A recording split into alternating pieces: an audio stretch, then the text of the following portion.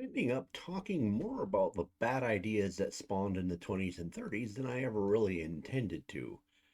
I had started toying around with the idea of an alternate history novel, and no matter how much you think you know about an era, such a book starts forcing you to dig deeper and deeper into the minutiae.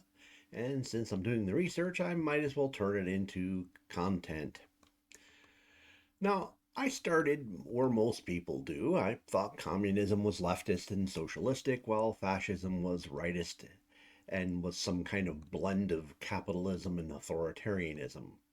I thought fascism was a singular ideology held by Germans and Italians of that era. Later, I discovered that fascists and National Socialists did not consider themselves the same ideology. Austria had a mini civil war between their fascist and Nazi parties. Italy and Germany almost went to war over that Austrian rift. Italy initially allied with Britain and France in the Stress-Affront Agreement against National Socialist Germany. Now, Italy had been promised Ethiopia as part of their sphere of influence by Britain, and as Britain would do things, in the middle of Italy invading Ethiopia, Britain suddenly decided that it was going to offer a part of Ethiopia to Italy rather than let them have what they originally said they could. And the idea was the bulk of Ethiopia would remain an independent country. When Italy ended up rejecting this change of status, Britain led the world in diplomatically and economically isolating Italy. In isolation, Germany began reaching out to Italy, and Italy drifted diplomatically towards them as a solution to that isolation. Italy joined World War II against France, due to any great affinity with the Germans, but because the speed of the German conquest made Mussolini fear that he would lose the ability to negotiate for French Mediterranean coast, which he believed was critical to Italy's future. Ultimately, Italy would resist German pressure to alter their race laws, right up until the point the Italian government capitulated to the Allies and the fascists created a rump state in northern Italy called the Italian Social State. So that made me ask, how different was fascism from National Socialism? And the answer is very. So, how did this conflation of Germany and Italy under the banner of fascism occur? In short, it was communist propaganda during and after World War II. The communists wanted to excommunicate fascism and National Socialism as part of the socialist sorority. It's hard to be fighting the National Socialists when you're the Union of Soviet Socialist Republics. The word socialist in German and Russian is socialist. Rebranding them as fascist used an odd and ill defined foreign word that didn't sound like it was a war of socialists fighting socialists, which it still was. Socialism, huh? Yeah, Marxism for a time was the banner bearer of all things socialism.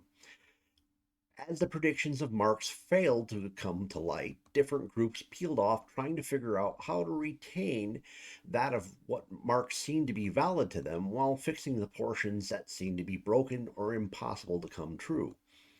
German National Socialism concluded that the conflict between the classes did not originate in the classes themselves.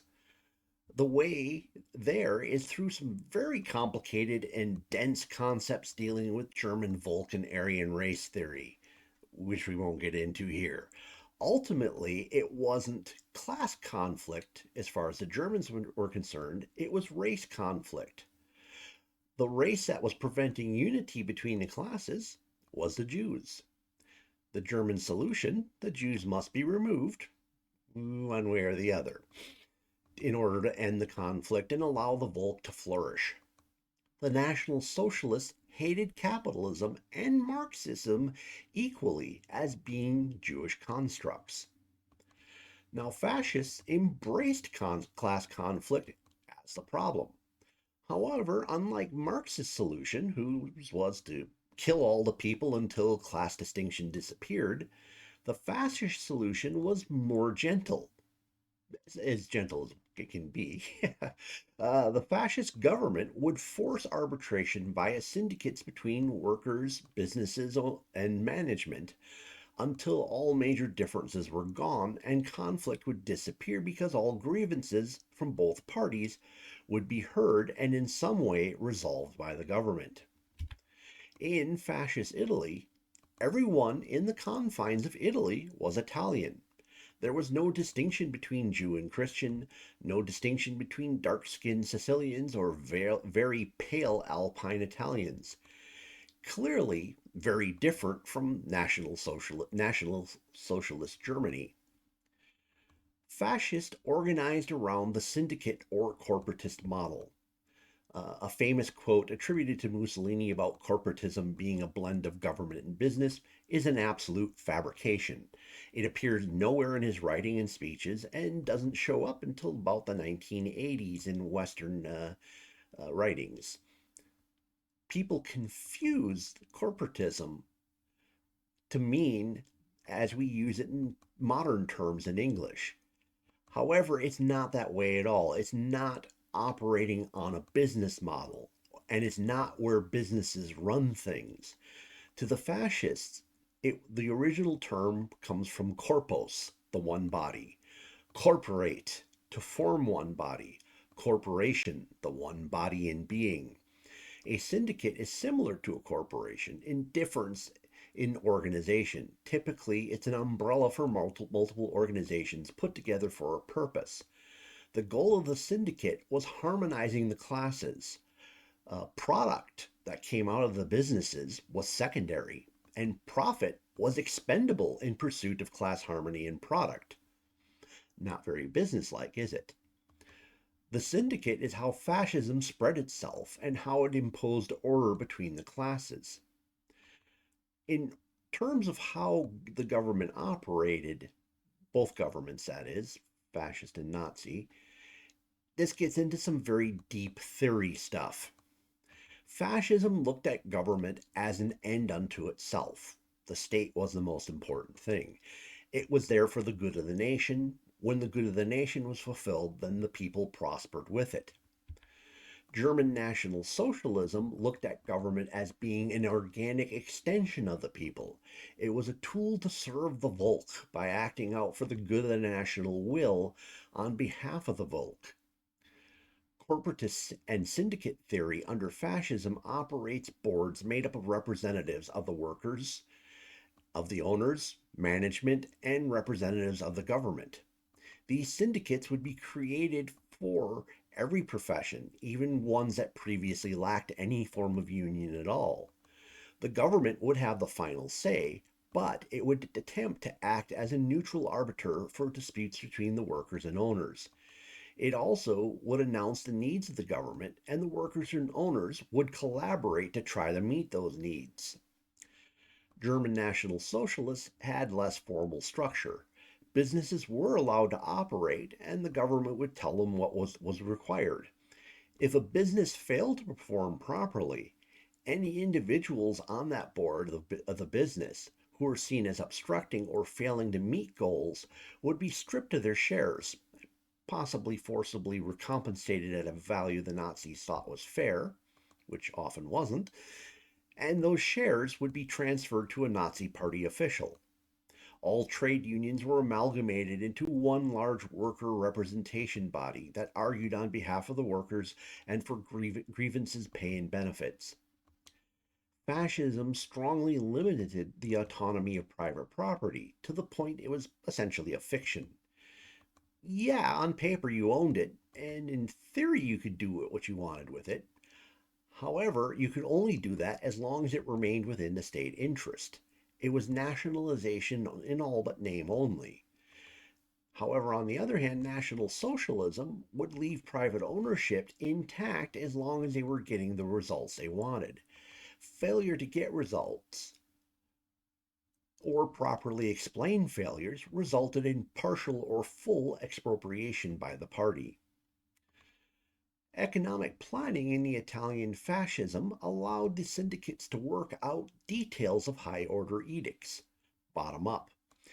German National Socialism used cartels, price controls, and rigid multi-year plans to control the results, top down. The fascists were looking to invigorate the Italian spirit via nationalism. Although there were callbacks to Roman Empire, their education and propaganda were working towards the creation of a new man. German National Socialism looked at Volk, an older construct, an existing Aryan spirit that needed to permeate government and be set free of the conflict that Jews imposed upon it.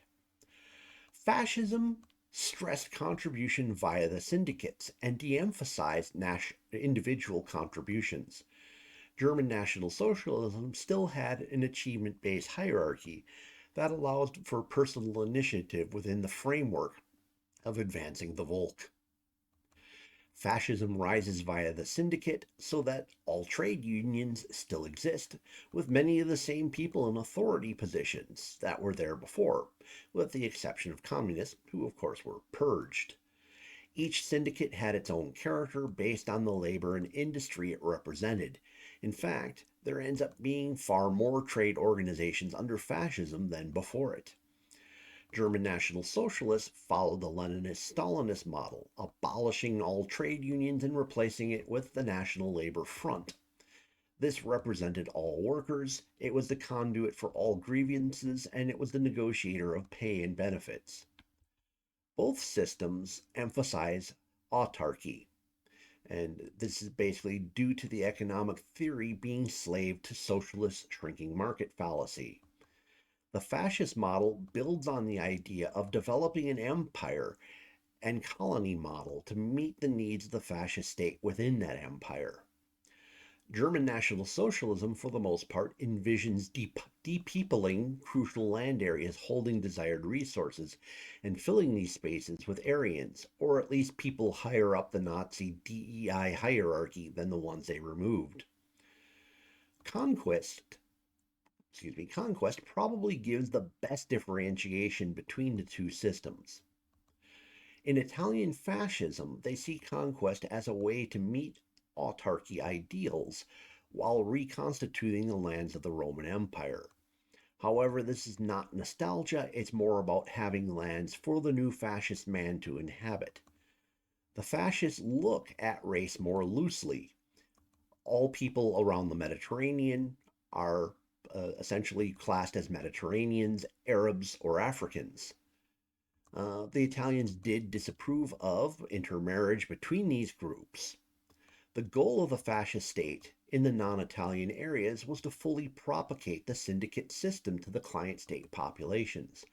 The goal was to uplift their standard of living, harmonize the classes, and economically integrate their contributions towards the greater good of the state as a whole.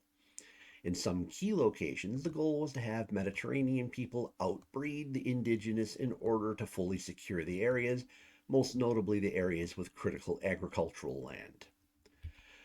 On the other hand, National Socialists had a DEI style racial hierarchy scale, which, by the way, modern DEI borrowed directly from via the Frankfurt School.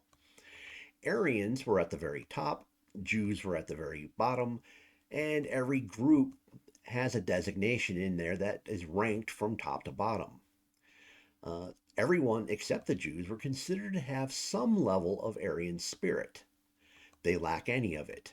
National Socialism originally desired to cede the seas and the non European land masses to Great Britain in return for National Socialism being the controller of the European landmass, something the British didn't go for. Jews were considered to be destroyers of civilization and needed to be expelled from or killed from any place National Socialism planned to be in. National Socialism explicitly accepted the idea that the existence of Jews would cause National Socialism to fail. Marxist communism was considered to be Jewish at its core and had to be eliminated for National Socialism to work. National Socialism believed it lacked two key items, grain and oil.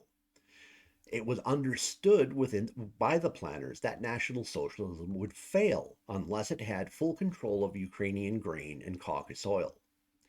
Slavic people ranked very low on the National Socialist DEI charts, and it was stated that Slavic people would have to be eliminated from Ukraine and the Caucasus. It was less clear how immediate this was supposed to have occurred, because at the point Germany needed to make the decisions on this, their survival was on the line. But ultimately, it would be Aryan Volk harvesting Ukrainian grain and pumping Caucasus oil. Now, the key thing to understand here is that this is the theory the systems had walking into power. National Socialism unraveled first because its rearmament program was way too aggressive. It brought them repeatedly to the brink of economic collapse. Every land acquisition they made was immediately followed by seizing the new state's gold. If they were in a non-Aryan nation, that area would be subject to looting of any asset up until including food. National Socialism openly lamented that they were delaying and in some cases walking away from their socialist reforms, because the reality is that embargo and the war forced them to step away from their idea of socialism. Fascism had a better looking trajectory because they did not rush their rearmament program. The 1940 entry into World War II changed that, though, and they too had to abandon various ideas of socialism in order to survive. In short, the people attempting to debunk the socialistic natures of these systems always looked to how they were operating during wartime, after both fascists and National Socialists admitted they were no longer carrying out their programs as intended. If we look at something like the Soviet Union, uh, they only abandoned money for a very brief period, months, I think. So throughout their entire existence, they had money because things had to be paid for, because property and things were financed within that system, meaning that not everything was outright purchased. Some things had interest, there were bonds, there were loans. However, no one ever accused the Soviet Union of capitalism. Now, on a really weird note, could National Socialism and Fascism have worked in some fashion? Not necessarily an outstanding way, but could have it worked in some fashion if they hadn't been interrupted by World War II? That's an entirely different idea. All right, in the comments section, did I bring up something that you need further clarification on? There's a lot of different ideas in there that kind of come out in rapid fire, but it was the easiest way of showing the differences between the two systems, which were real. All right, please smash the like button. If the YouTube algorithms brought you here and you're not a regular subscriber, please look at my other titles. I get into a lot of things. You'll probably want to subscribe to see all the different things I do. And if you think someone might find this interesting, please share it with them. Thank you for spending time with me this evening. Hope to see you again in a future video.